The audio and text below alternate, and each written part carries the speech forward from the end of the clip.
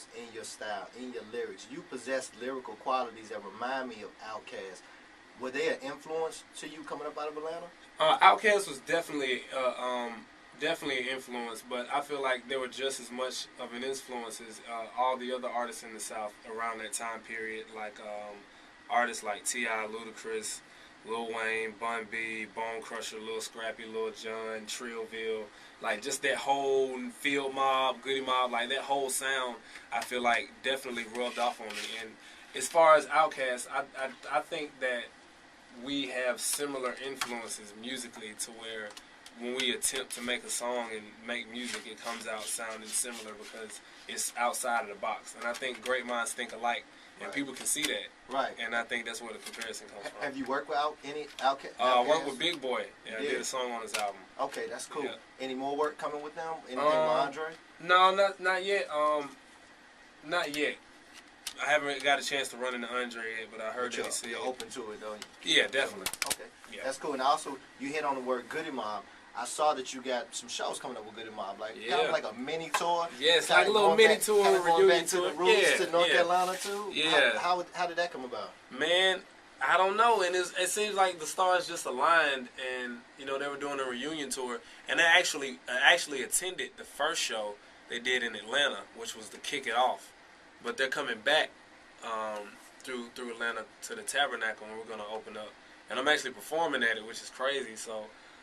It's like a historical thing because it's like you get the pioneers of the New South of just Southern music period, and then you get the offspring of that. You know what I mean? Performing on the same night, so I feel like that'll be a good exciting night. Yeah, the continuation of good pure. The continuum. Yeah, the continuum. Sure. Now your labels, it's Atlantic, Grand Hustle, and Rebel Rock. Yes. Correct?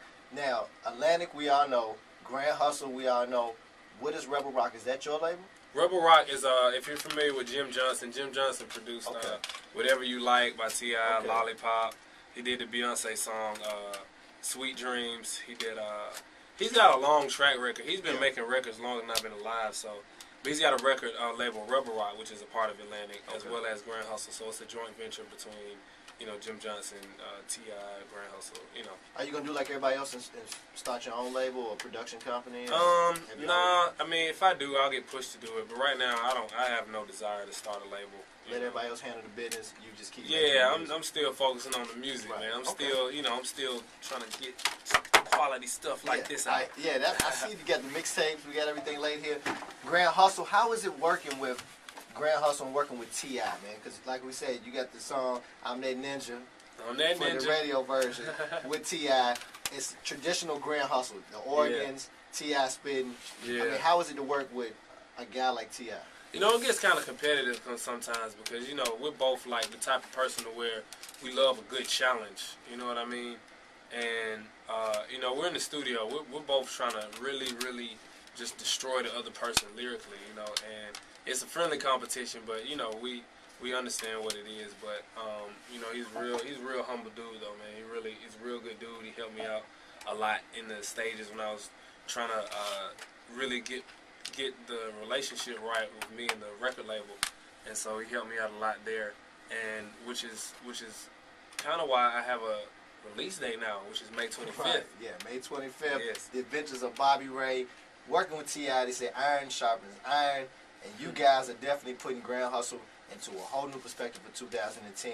We're glad T.I.'s out. We're looking forward to hearing some more from T.I., some more from you. What else should we expect from this album? Like, who did you work with? Producers? Like, what can we expect from this album on May 25th? From this album, I did a lot of stuff with Jim Johnson, T.I., Dr. Luke, and the majority of it is me producing. So I feel like it's a good mixture between, what people are used to hearing and, the new sound that I bring to the table. And, nothing's new under the sun, but, I feel like it's a different perspective. I feel like everybody has their own perspective. So my perspective and my experience is what I translate into the music, and I think people can really pick up on that. So I'm excited to see how people feel about it. I'm excited to release it. I'm excited that I can even release it. Right. And people, make sure you go to the website, B.o.b.ATL.com, download the mixtape, called May 25th. It's already out. It's got about 50,000 downloads. It's free. And it's free. You can't beat free. Did I mention it's free? It's free. You gotta get that. Check that out. Hit me up on Twitter, twitter.com/BOBATL, and look for the album May 25th. And you got a MySpace too, right? Yeah, myspace.com/BOBATL. I'm also doing a free online performance February 18th. Where's this at? It's going to be just an online concert. I'm performing at an exclusive location, and all that information will be on BOBATL.com. Okay, so you got to go online and figure out what's going on. Yeah. B.o.B is in the building. Album, The Adventures of Bobby Ray, May 25th. Make sure you pick that up. Support good music. Single, Nothing on You.